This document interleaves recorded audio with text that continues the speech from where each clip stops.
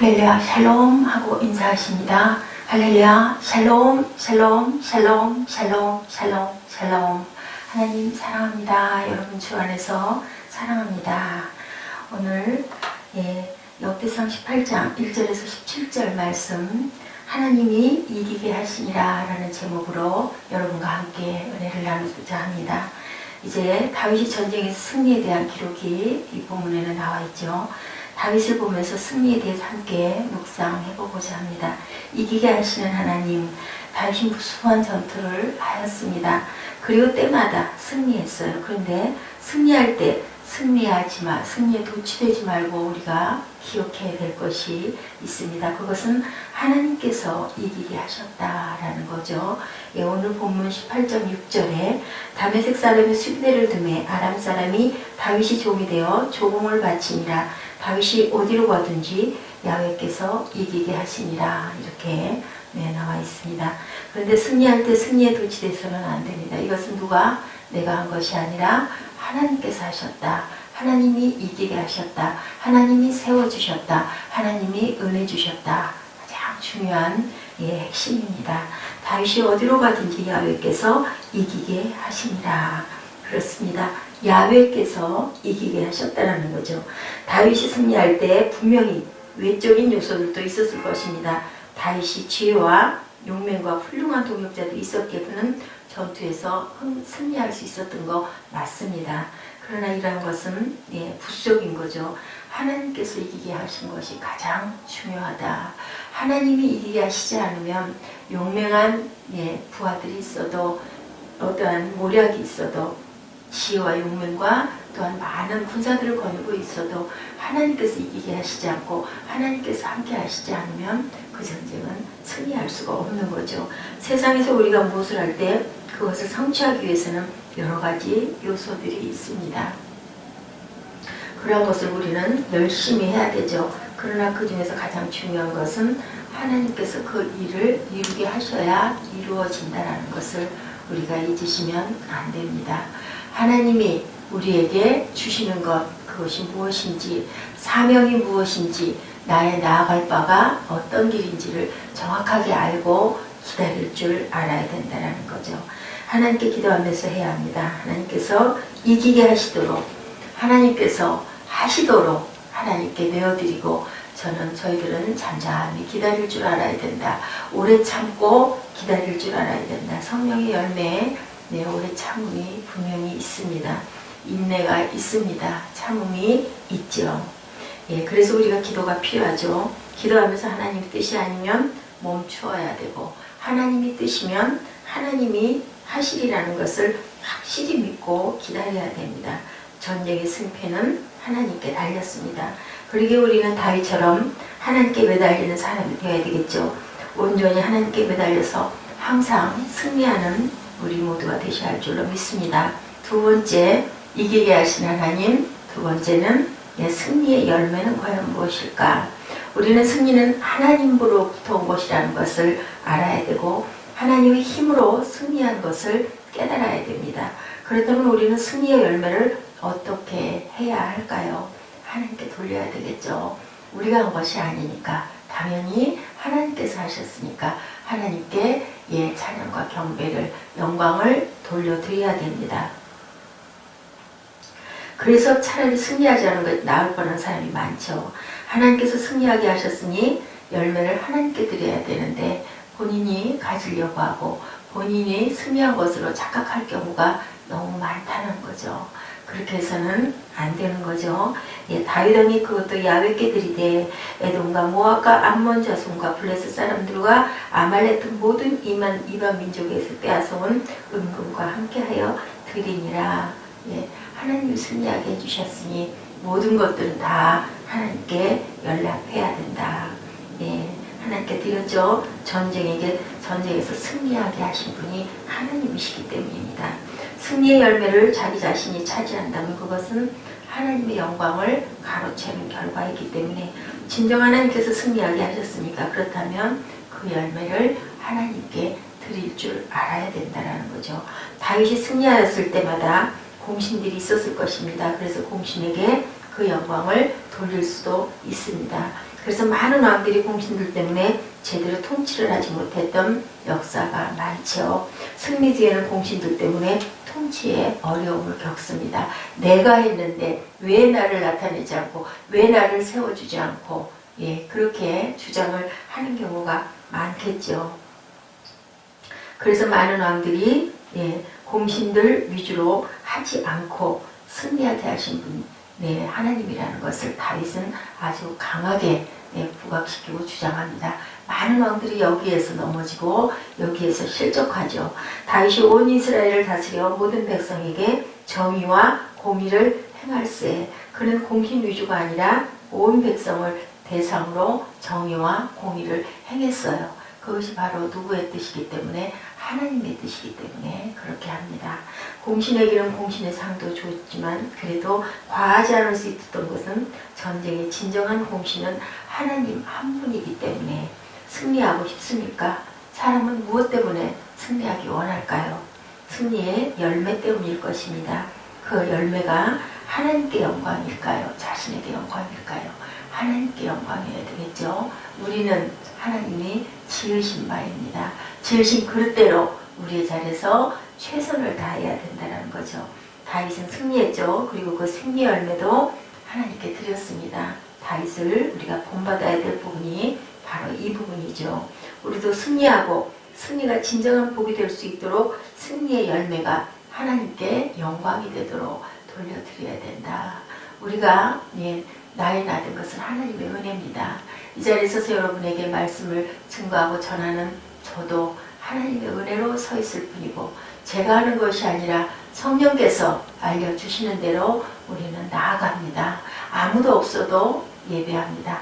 한 사람 있어도 예배합니다.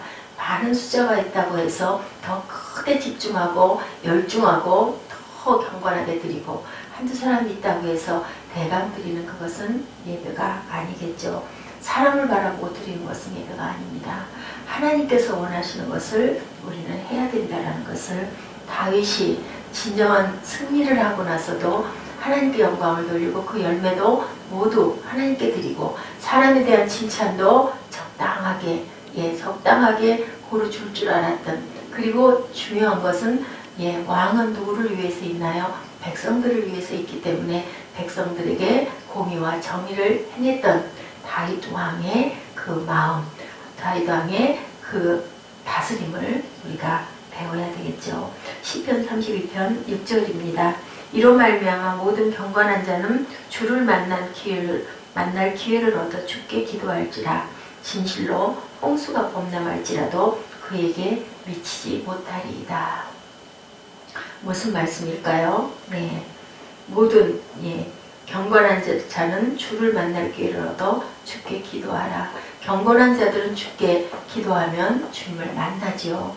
진실로 홍수가 범람할지라도 그에게 미치지 못한다. 어떤 것도 그를 해치지 못한다라는 뜻입니다. 링컨은 어린 시절 가난해서 일을 하며 남은 시간에 틈틈이 공부할 수밖에 없었죠. 링컨의 꿈은 정치인이었기에 법률책을 빈 시간에 늘 읽고 있었어요.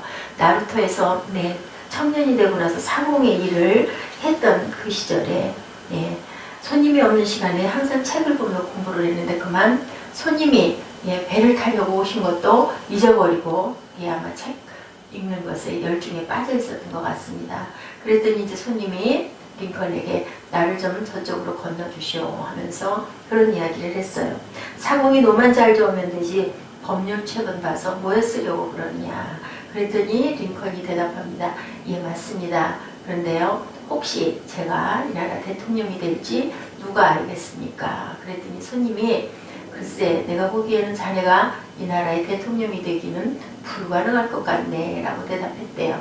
그랬더니 링컨이 그렇게 대답했답니다. 그럴지도 모르죠. 하지만 아무리 불가능한 일도 할 수 있다고 믿어야 기회가 생기지 않겠습니까? 그 대답을 들은 이 손님은 링컨을 인정할 수밖에 없었다고 그래요. 존 맥과이어라는 백만장자가 배를 탔네요. 이름을 보니 이름은 존 맥과이어고 또 백만장자 돈이 엄청 많은 사람이었던 것 같아요. 링컨은 그날의 말대로 훗날 어떻게 됐어요? 대통령이 됐죠. 지금도 미국에서 가장 인기 있는 인물 하면은 에이브람 링컨 대통령이 절대로 빠지지 않고 랭킹 1위를 차지한다고 합니다.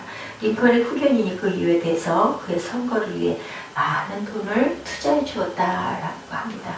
이 만남은 누구로 인한 만남일까요? 하나님이 만나게 하셨겠죠. 주님은 우리에게 모든 것을 할 수 있다고 말씀하셨습니다. 우리가 그분의 도구로 선한 뜻을 품을 때 누구도 생각하지 못한 상황과 방법으로 우리를 놀랍게 들어 사용하신다는 것. 그 누구의 말보다 하나님의 말씀을 의지하시기 바랍니다. 그 누구의 말보다 주님의 말씀을 믿고 실행하시기 바랍니다. 내게 능력 주시는 자 안에서 내가 모든 것을 할 수 있느니라. 빌립보서 4장 13절입니다. 무릇 하나님께로부터 난 자마다 세상을 이기느니라. 세상을 이기는 승리는 이것이니 우리의 믿음이니라. 우리가 믿음만 견고하게 갖고 있으면 아무리 어렵고 아무리 고통스러운 환난이 온다 할지라도 우리는 세상을 이기고 세상에 누구도 그 사람을 감당할 수 없고 감당할 수 있는 사람은 오로지 하나님밖에 안 계신 거죠. 하루에 3분을 성공하면 인생이 성공한다는 3분 미학이라는 말이 있네요. 3분은 하루에 0.2%에 해당하는 작은 시간이죠. 가수들이 보통 노래 한 곡을 부르는데 걸리는 시간이 3분이라고 합니다. 가수 싸이는 3분을 잘 뿌려 세계적으로 유명한 가수가 되기도 했죠. 새로 시작하는 드라마의 경우 처음 시작하는 3분이 재미없으면 이후의 시청이 급강화한다고 그래요. 그런데 반대로 초반 3분에 시청자의 흥미를 끄는 경우는 10분 정도의 시청률이 보장된다고 합니다. 그렇게 또 10분을 끌면 1회 전체를 보게 되겠죠. 곧 2회도 보게 될 가능성이 매우 크다는 거죠. 영화관으로 관객을 부르는 것도 약 3분 정도의 예고편입니다. 영화가 아무리 재밌고 잘 만들었어도 이 3분을 잘 꾸리지 못하면 관객들이 극장으로 찾아오지 않는다는 겁니다. 기업에서 신입사원을 면접할 때도 주는 시간은 통상 3분이고요. 세일즈맨이 물건을 팔 때 가장 효과적인 시간이 만남 뒤에 3분이라고 합니다. 일본의 다카이 노부오는 이런 이야기를 차관의 3분력이라는 책까지 썼어요. 하루에 3분간 자신을 돌아봄으로 인생이 달라진 많은 사람들을 목격했기 때문이죠. 3분을 성공하는 사람은 하루를 성공할 수 있습니다. 아침에 일어난 뒤에 3분, 처음 일할 때 3분, 사람과의 만남의 첫 3분이 중요한 것이죠. 그러나 매일 하나님과 만나는 3분 이상의 시간이 필요하다는 사실도 우리가 기억해야 합니다. 반드시 창대하게 될 것입니다. 우리에게 항상 3분, 첫 시간, 첫 순간이 중요하다는 것. 하나님과의 독대의 시간도 그렇게 집중하여서 아버지를 온전히 만나는 3분이 귀한 거겠죠. 이르시되 내가 반드시 너에게 복주고 복주며 너를 번성하게 하고 번성하게 하리라. 우리가 3분을 온전하게 정확하게 잘 썼을 때 하나님을 온전히 독대할 때 하나님께서 우리에게 복주고 복주신다. 오늘 하루라는 책에 나오는 성공의 비결이라는 글입니다. 오늘 하루 성공하려면 어떻게 살아야 할까요? 창문은 크게 부딪히는 고통을 참아야죠. 얼음은 차갑게 냉정해야죠. 망치는 열심히 두드려야 일을 해야죠. 칼은 베일듯 날카로워야죠. 불은 화끈하게 뜨거워야죠. 비누는 때를 잘 재야죠. 형광등은 밝게 빛을 비춰야죠. 이렇게 대답했다고 그래요. 세상의 모든 것들은 만들어진 목적이 있고 목적을 이룰 때 행복하죠. 사람도 목적을 이루는 것이 성공이며 행복입니다. 그렇다면 하나님이 말씀하시는 사람의 목적은 무엇이며 성공은 과연 무엇일까요? 하나님을 찬양하는 목적을 달성하는 삶, 이웃을 사랑하고 복음을 전하는 삶, 말씀을 듣고 작은 실천을 하는 성실의 삶이 성공이 말하는 성공한 크리스찬의 삶입니다. 다윗처럼 하나님이 이기게 하시는 그러한 복을 받은 다윗은 아마 이 부분 3분 더 열심히 하나님께 잘했을 것이고 하나님께 영광을 돌리고 하나님께 모든 것들을 전리품도 하나님께 올리는 그렇게 하나님이 하셨다는 것을 온전히 알았기 때문에 이렇게 복을 받았죠. 내 마음의 합한 자다라고 그런 칭찬을 받습니다.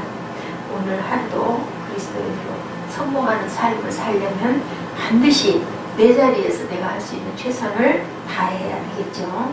세상 물건을 쓰는 자들은 다 쓰지 못하는 자같이 하라.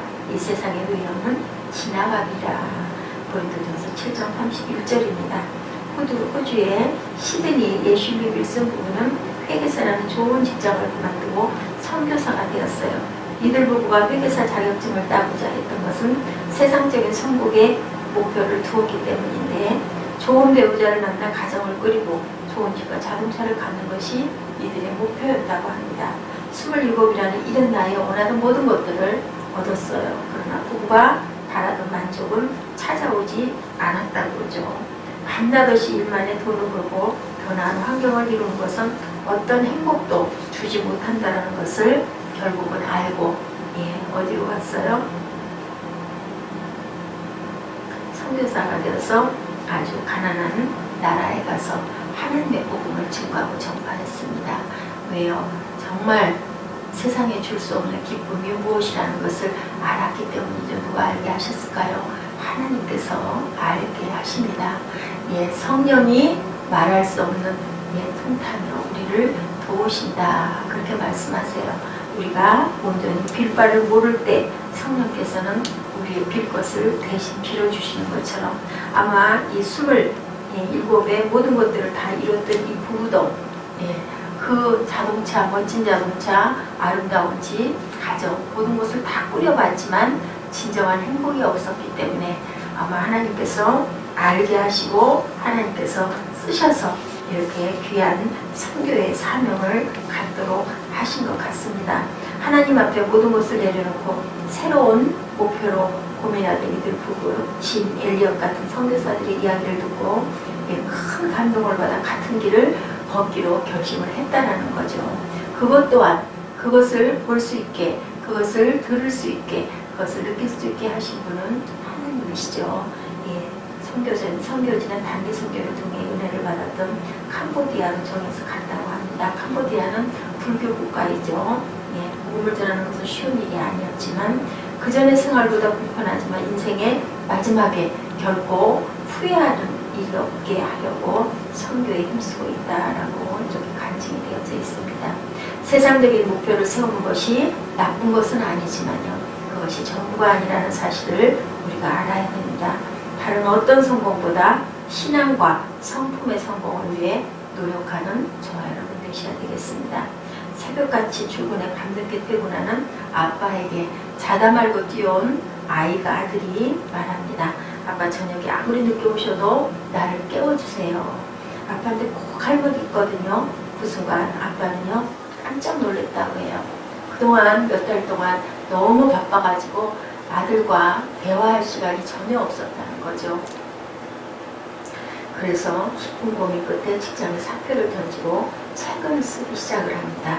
클린턴 전 미국 대통령이 처음 대통령이 당선됐을 때 정권 인수팀에서 경제 정책을 담당했고 노동부 장관을 지낸 로버트 라이시의 얘기네요. 한국에서는 부유한 노예로 번역된 그의 책 성공의 미래는 아무리 성공과 권력이 좋아도 사랑하는 막내와 대화할 수 없다면 그것은 성공이 아니라고 그렇게 강조합니다. 사람들은 악착같이 돈을 벌고 권력을 쥐고 성공하려고 애쓰죠. 이유는 단 하나, 행복을 사기 위해서인데 과연 행복할까요? 행복은 어디에 있어요? 저 멀리 있는 게 아니라 바로 내 가정 안에 있다는 것을 우리가 알아야 되겠죠. 역설적이게도 그런 성공을 위해 노력하는 과정에 가정의 행복과 사회의 질서와 균형이 깨지고 맙니다. 행복을 대가로 지불해버리고 말죠. 성공이 곧 행복은 아니죠. 우리가 왜 살까요? 성공을 위해 살지 말고 작지만 복된 삶을 살기 위해서 살아야 되겠죠. 하나님께서 원하시는 게 바로 그것이기 때문입니다. 우리가 늘 잊지 말아야 될 것, 작은 것 같은 그것이 사실은 큰 것이라는 것을 우리가 결코 잊지 말고 아버지께서는 그것을 위해서 우리를 지으셨다는 것을 잊지 않는 저와 여러분 되시기를 주님의 이름으로 축복합니다. 기도하시겠습니다.